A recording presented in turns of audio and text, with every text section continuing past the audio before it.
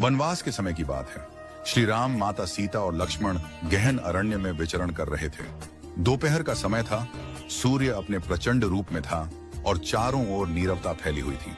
लंबा चलने के कारण माता सीता को प्यास लग गई। श्री राम ने भी प्यास महसूस की और उन्होंने चारों ओर दृष्टि दौड़ाई, परंतु दूर दूर तक केवल वृक्ष, लताएं और पथरीली भूमि ही दिखाई दी। कहीं भी जल का कोई स्रोत दृष्टिगोचर नहीं हो रहा था। भगवान श्री राम ने नमन करते हुए प्रकृति से प्रार्थना की, हे प्रकृति माँ, यदि कहीं पास में जल स्रोत हो तो कृपा करके हमें उस ओर मार्ग दिखाइए। इतने में एक सुंदर और शालीन मयूर वहां आ पहुंचा। उसकी आंखों में विनम्रता थी और मुख से प्रेम टपक रहा था। उसने नतमस्तक होकर श्री राम से कहा, प्रभु, यहाँ से कुछ दूर एक जलाशय है। यदि आप आज्ञा दें तो मैं मार्गदर्शक बनकर आपको वहां तक ले चलूं। श्री राम ने मुस्कुराकर कहा, प्रिय पक्षीराज, यह तो अत्यंत पुण्य का कार्य है, परंतु तुम इतने चिंतित क्यों हो?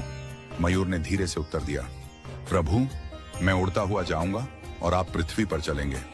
ऐसे में आपको रास्ता समझाने के लिए मुझे हर थोड़ी दूरी पर अपना एक एक पंख बिखेरना होगा। श्री राम ने गंभीर स्वर में पूछा, परंतु इसमें चिंता की क्या बात है? मयूर की आंखें भर आईं। वह बोला, प्रभु, यह सामान्य बात नहीं है। मोर केवल विशेष ऋतु में और प्राकृतिक प्रक्रिया से ही अपने पंख गिराते हैं।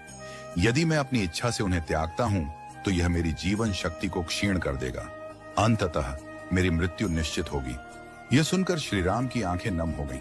फिर भी जल के बिना माता सीता की पीड़ा देखकर उन्होंने मयूर की सहायता स्वीकार कर ली। मयूर उड़ता गया और एक एक कर अपने सुंदर पंख गिराता गया। श्री राम, लक्ष्मण और सीता उन्हीं पंखों के सहारे मार्ग तय करते हुए आगे बढ़ते रहे। जब वे जलाशय तक पहुंचे तब मयूर थककर भूमि पर गिर पड़ा। उसकी श्वासें मंद पड़ने लगी थी। जीवन का अंतिम क्षण आ पहुंचा था। उसने भगवान श्री राम की ओर देखकर कहा, प्रभु, आप वही हैं जो संसार की तृष्णा मिटाते हैं। आज मुझे इस पुण्य का सौभाग्य मिला कि मैंने आपकी तृष्णा मिटाने में योगदान दिया। मेरा जीवन धन्य हो गया। अब कोई भी इच्छा शेष नहीं है। श्री राम उसके समीप आए, उसके मस्तक पर करुणा से हाथ रखा और बोले, प्रिय मयूर, तुमने जो त्याग किया है वह केवल जल नहीं बल्कि प्रेम और समर्पण की गाथा है। मैं वचन देता हूं कि अगले जन्म में जब मैं कृष्ण के रूप में अवतरित होऊंगा तब तुम्हारे इस उपकार को नहीं भूलूंगा।